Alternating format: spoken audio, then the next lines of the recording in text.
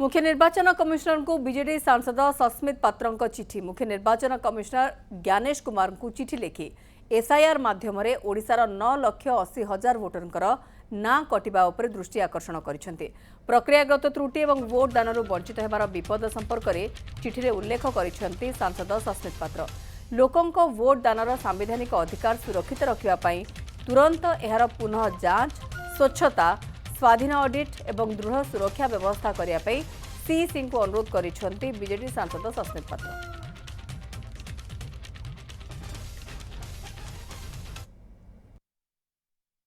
ओडिशार chief electoral officer सी स्वीकार करछंती पक्षरे कि कोनोसी ना कोनोसी जगह कोनोसी असुविधा हेछि जोटा पाई कि से मध्य डायरेक्शंस देइछंती रीवेरिफिकेशन एवं पार्शियल मैंडेटरी फील्ड चेक पाई।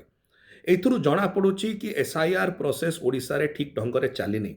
एथिपाई मु Shri Gyanesh Kumar chief election commissioner को ए चिठी माध्यम रे अनुरोध करिछि चारिटी विषय। प्रथमे कोनोसी ओडिशावासींकर ना को इलेक्टोरल रोल रु बात दिया जाई पारिबो नाही जे पर्यंत प्रॉपर वेरिफिकेशन न होउछि। द्वितीय रे जे पर्यंत फुल डिस्क्लोजर और ट्रांसपेरेंसी न रहउछि, पब्लिक डिस्क्लोजर न रहउछि कॉन्स्टिट्युएंसी वाइज और कैटेगरी वाइज।